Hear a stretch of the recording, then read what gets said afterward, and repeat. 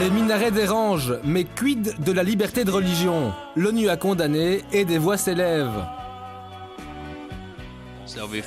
La présidence considère que le résultat de ce vote est un signal négatif, parce que la liberté de religion est une liberté fondamentale. En symbole, c'est important que, quand il y a des clochers, il puisse y avoir des minarets. Le minaret, c'est un phare comme un port, c'est-à-dire un lieu d'indication. Maintenant, dire qu'il a un message politique ou c'est un symbole de la domination, je crois que c'est totalement une erreur. Est-ce qu'une islamophobie rampante gagne l'Europe? Que faire pour y remédier? Des pistes dans le débat. Voilà une séquence signée Kevin Derault pour introduire ce débat. Bienvenue à vous, si vous venez de nous rejoindre en direct sur la Une. Les Suisses ont donc sonné le glas des minarets, une décision qui provoque une onde de choc partout en Europe et qui relance évidemment le débat sur la place de l'islam en Europe. On en parle ce midi avec nos invités. Ils viennent de s'installer. Édouard Delruel, directeur adjoint du Centre pour l'égalité des chances et la lutte contre le racisme. Semseddine Ugurlu, il est président de l'exécutif des musulmans de Belgique. Claude Demelaine, rédacteur en chef du journal du Mardi, il a publié récemment avec Alain Destex « Lettre ouverte aux progressistes qui flirtent avec l'islam réac ». Mehmet Seguin, il est juriste, membre du groupe de réflexion Vigilance musulmane.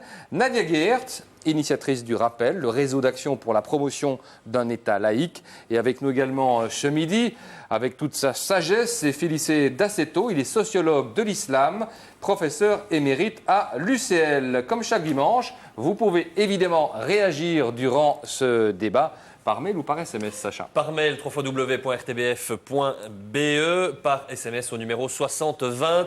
Et avant votre message, vous faites précéder les initiales de l'émission, à savoir MAP.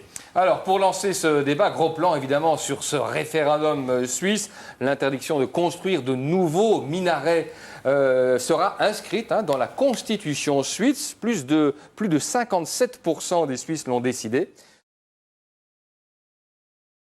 Une consultation populaire. Ah oui, je pense qu'il faudrait y réfléchir. Si le mais est-ce que justement ce vote des Suisses ne montre pas quelque part les limites de la démocratie directe? Je pose la question à Félicé Dassetto. On ne peut pas mépriser l'opinion du peuple. Ouais.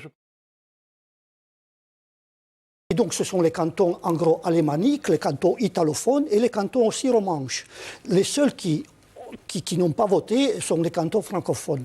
Mais ça veut dire qu'il y a une densité de la culture suisse, une question de la culture suisse par rapport à tout ce qui est extérieur et nouveau. Pas continuer ad vitam aeternam à dire que dans les pays, non pas musulmans ou islamiques, de mon point de vue, aujourd'hui, maintenant, ça n'existe pas, mais dans les pays majoritairement musulmans, il y a des cultes qui appartiennent à d'autres philosophies. Monsieur Dassetto n'est pas d'accord avec vous, je vous voyais là. C'est-à-dire ces comparaisons ne tiennent pas tellement. Essayons un peu d'expliquer les choses calmement et avec comme objectif que l'islam doit avoir sa place comme toutes les autres religions dans notre espace public. Je vous propose de parler de cette question, pourquoi l'islam fait peur et quelle place pour l'islam dans quelques minutes. On va essayer de donner un petit peu de structure dans le débat. Je voudrais qu'on vienne maintenant à la situation de ce qui se passe chez nous, parce qu'il n'y a pas qu'en Suisse que les minarets posent problème. Chez nous aussi, à Bastogne par exemple, il y a quelques années, il y a eu une pétition contre la construction d'un minaret. 2000 signatures ont été recueillies. Finalement, la commune a refusé le permis, décision qui a été confirmée par la région wallonne. Il y a d'ailleurs toujours, je pense, un recours devant le Conseil d'État. Bon, alors il y a un cas, il n'y en a pas 36, on est bien d'accord. Enfin, disons que ça pose parfois quelques problèmes chez nous. Monsieur Ugurlu, les minarets en Belgique, parfois quelques soucis. Oui. Atteinte à la liberté religieuse, clairement. Clairement, bien sûr. S'il y a des clochers d'église, il doit pouvoir y avoir des minarets. C'est ça que vous dites aussi? Encore une fois, la question ne se pose pas en ces termes-là. Oui, mais moi je vous la pose quand même. De tous, de privatiser dans une certaine mesure ses convictions religieuses. Je pense que c'est simplement une sorte d'intérêt bien compris pour arriver à vivre en paix ensemble. Je crois que si chacun se met à brandir les signes extérieurs de sa conviction, que ce soit par le biais de minarets de 80 mètres, de clochers d'église qui en feront 90 pour être plus grands, de voiles, de kippas, de grands crucifix, de petits chapeaux, Dieu n'existe pas, on va tout droit à la guerre civile. Donc il faut vivre sa religion discrètement, quoi. Je pense, oui, je pense que c'est une question de courtoisie aussi. Mais si on réagir sur le parallèle avec les clochers, parce que moi ça me choque beaucoup. Je voudrais quand même donc faire remarquer... c'est une revendication politique, quoi, quelque part. Bien sûr, je voudrais... Attendez, si tout le monde parle à la fois, on ne comprend plus rien. L'islam, Monsieur D'Assetto, comment, parce qu'il faut qu'on avance, hein, je suis désolé, mais comment vous analysez, vous, à quoi vous l'attribuez cette peur de l'islam?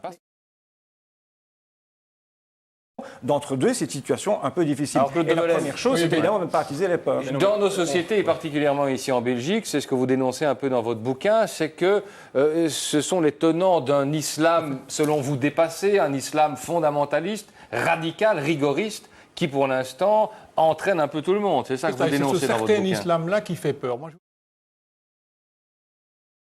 dans les quartiers le message que vous lancez, c'est de dire à la communauté musulmane, faites entendre un peu plus la voix des modérés et museler un peu les radicaux. Mais vous savez, il y a un conformisme qui fait que les modérés n'osent pas sortir du bois. Avec Félicité D'Assetto, à propos de cet islam des Lumières, cet islam moderne, hein, je voyais cette interview très très intéressante là, de l'islam de Bordeaux. Quand on lit ses propos, on a envie qu'un islam comme ça se développe. Mais Tariq Obru est vraiment l'exemple de ce qui est en train de se passer. Tariq Obru, il y a 15 ans, était plutôt de la mouvance frères musulmans. Il a changé, il le dit lui-même. Et il a évolué, et nous l'avons invité plusieurs fois justement pour parler de cela. Mais ceci montre qu'il y a une dynamique en cours à l'intérieur de la communauté musulmane. Il montre aussi un phénomène... un double phénomène qui contraste avec cette tendance dominante qui est d'une part cette emprise du néo-salafisme depuis une quinzaine d'années, d'autre part, ce qui me semble de constater, et peut-être ça vous intéresse beaucoup comme originaire de la communauté turque, une renationalisation, une influence grandissante du Maroc et de la Turquie pour nationaliser quelque part l'islam d'ici, ce qui n'est pas bon. Donc la tendance est là et... dans cette tendance... De la même façon que nationaliser l'islam comme étant islam de Belgique, ça ne se nationalise précisément ce n'est pas la même chose, parce que justement, la population belge, européenne, musulmane, tout naturellement, les jeunes musulmans comme vous, eh bien, ils sont allés à l'école en Belgique, ils développent un type d'islam qui est celui qui... Et il faudra attendre combien de temps, selon vous, Félicité D'Assetto? À mon avis, quelques dizaines d'années, certainement, pour que ce chemin, ça c'est ce que je dis toujours, c'est un chemin progressif qui se construit. Mais dans cette construction, il faut éviter surtout que tout se passe à la manière de la controverse, de l'affrontement, qu'une maturation de tout le monde je pense que ce débat en est la preuve. Il y a moyen de discuter relativement sereinement de ces questions-là. Merci à vous d'avoir participé à ce débat. L'heure tourne, on a envie de voir le dessin de Pierre Kroll qui nous a rejoint sur le plateau. On va deviner avec son dessin, on va le voir. Voilà, celle qui sera l'invitée du 7e jour tout à l'heure, Pierre. Oui, j'espère que vous avez vu aussi mon minaret de Bordeaux, je l'aimais bien. Bon, oui, je l'ai dessiné de dos parce que beaucoup s'imaginaient que c'est comme ça qu'on allait la voir quittant la présidence de son parti. Je crois que même de dos, on reconnaît Joëlle Milquet. Ouais, elle avait dit qu'elle partirait de la présidence du CDH. Elle va y rester. C'est Joëlle Milquet, la ministre de l'Emploi, qui viendra aussi nous parler de la crise de l'emploi. C'est après le journal à 13h15. Restez avec nous. Bon dimanche.